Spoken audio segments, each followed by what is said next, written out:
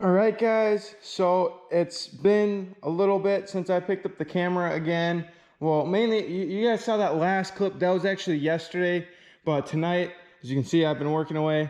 And, well, I'll just show you guys. The frame is, well, fully stripped down, I do believe. I mean, there is this, like, plastic thing right here, which I don't even know if it comes out. But, I mean, the frame's gonna get painted white anyway, so that's gonna blend in. And then I did get that bolt cut for the tank. It's still in there. You can actually see it right there. So I gotta get that out of there somehow. I actually never looked at it. Oh, it's just like a speed clip. So maybe pry it down. I don't know. I'll take a look at that and see if I can't get that out of there.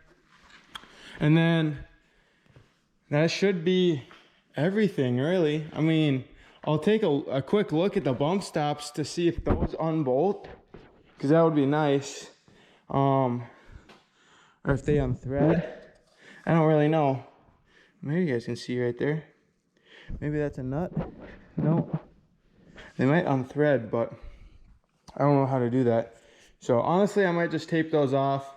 That is no big deal. Just wrap some tape around it. Call it good. And then, yeah, just gotta fix this spot. And then I was wondering about a spot up front here. So you guys see how this side is? This side's fully smooth, but then this side has this little mark in it, but it looks factory, but I have no idea why it would be there. So I gotta look at my other truck and see if it has that too, because that is bizarre. But I mean, it's imprinted and welded like it's factory. So I might just leave it then. But I was thinking about welding it up and covering it, but it wouldn't look perfect probably. And yeah, I might just leave it if my other truck has it then for sure. And then this looks bent, but I already checked my other truck for this. This is actually factory. So it's kind of weird how they do that, but that's how they do it. Oh, and also I just noticed I got these motor mounts on still, or cab mounts, my bad. And yeah, I gotta try and figure out how to get these off also, because I definitely want to try and get these off. But anyways, guys, you see the rear end sitting over there. I used snowmobile rollers to roll my exhaust strategically all the way around and carried it over to this position. I moved this over here.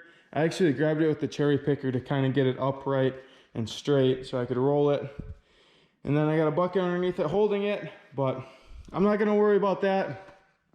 Mainly, I'm not gonna worry about anything right now. My main focus is to get this sucker all sandblasted and stripped down and ready to be painted. And then I'll have to, you know, get everything out of here, which is gonna suck, but I'm gonna have to do it because I do not want overspray on anything.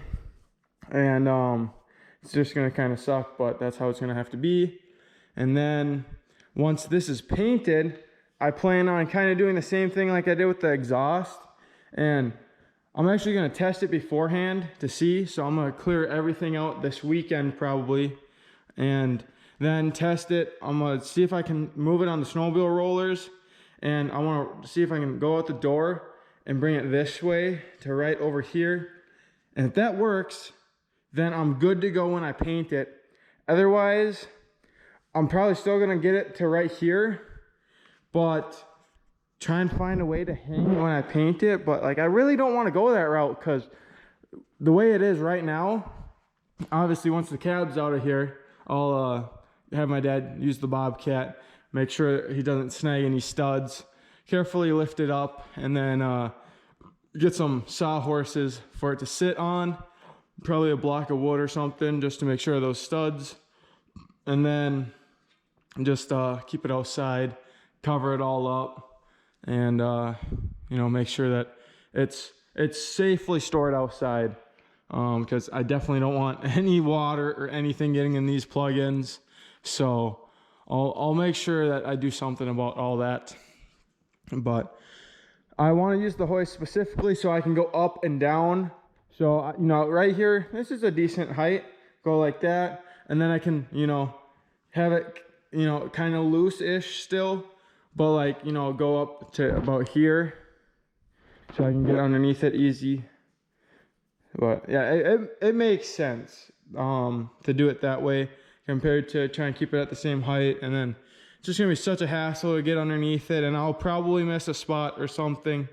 And yeah, so I don't know, that's my plan. And then once I get it over here, it's going to be like my exhaust, how it's kind of sitting right here. All this stuff's going to go in the downstairs garage, which is where you guys have seen me build plenty of four-wheelers and stuff like that before. It's only got my Predator down there right now and my dad's lawnmower for the yard. So there's a lot of room down there, but I'm just going to set all this in there in the corner. And that way it's nice and safe. Won't get overspray on it and stuff. Shouldn't get damaged. And then once the frame's all painted, get it over here, and then I'll probably buy a brand new tarp just to cover it with, so it's nice and safely stored, and then I don't have to move it at all, and I'll sit right here, and the tarp will keep it from getting any, you know, other overspray on it or anything, and that way I don't have to worry about moving it and it getting scratched and stuff. But that brings me back to, I really hope that my snowmobile roller strategy works to, you know, get a diagonal perfectly out the door to roll it this way. Because once it's painted, I'm going to have to do the same thing to get it back on the hoist to start building it. And yeah, it's just going to be a process. But also another thing for you guys, I did some pricing today.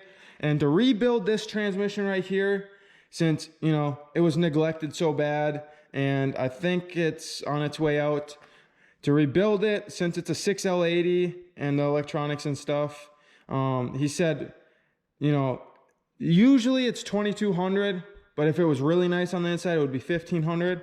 But it's like, all right, so, you know, basically $2,200. So got on the phone with GM, priced out a brand new, or well, I don't know if it's gonna be a brand new or a reman, but a crate transmission right from GM, and it was only $300 more. So it's like, yeah, I'll take that for sure.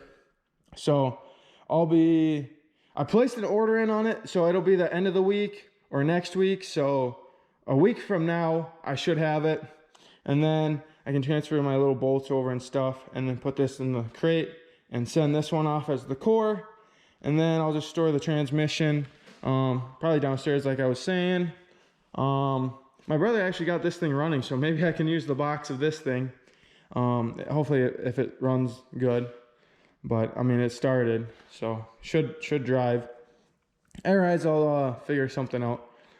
Maybe, oh, it's too wet to use my truck. But that being said, then so I grabbed my heads today, but I didn't have the spec card for the cam. So tomorrow I'll be dropping off my heads at the machine shop. So then the process of getting the motor done will have started. The biggest part will be waiting for the heads, but I gotta get a crank pulley or a harmonic balancer puller, which I believe tomorrow's Thursday, so I can ask Snap-on. And well, I don't know if I want to buy one. I'd rather rent one, honestly, to just pop it off.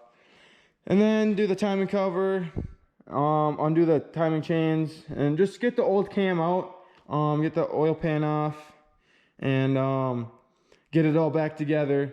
So when my heads are done, it'll be at this point again, but ready to have the heads, well, the top end done. So that'll be good. But yeah, if you guys couldn't tell, I've been like kind of stressing over this, all the planning and stuff. And I know I'm kind of rambling on, but I'm just updating you guys on everything going on here and my plans, because I haven't been showing a lot of the teardown of the frame. And that's mainly because I'm working by myself. I might have already said that earlier on, because I'm kind of rambling now, but it sucks working by yourself, but that's kind of what you got to do when no one else is willing to help you. But like I was saying, get the new cam in the motor, but I'm not going to worry about anything until this frame is painted. This is the big concern getting this sucker painted, and then I can start worrying about all that stuff over there.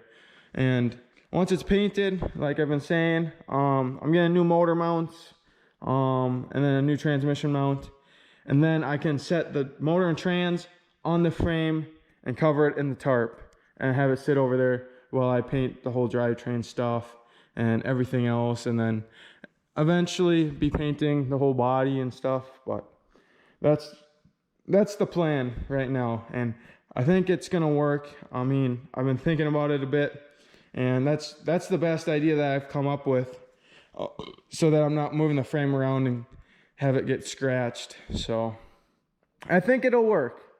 So now tomorrow night I will be busting out the sandblaster. I gotta get the tarp I have in here, but that's my old tarp. That's from the boat build. If you guys have seen that, you guys will know what tarp I'm talking about.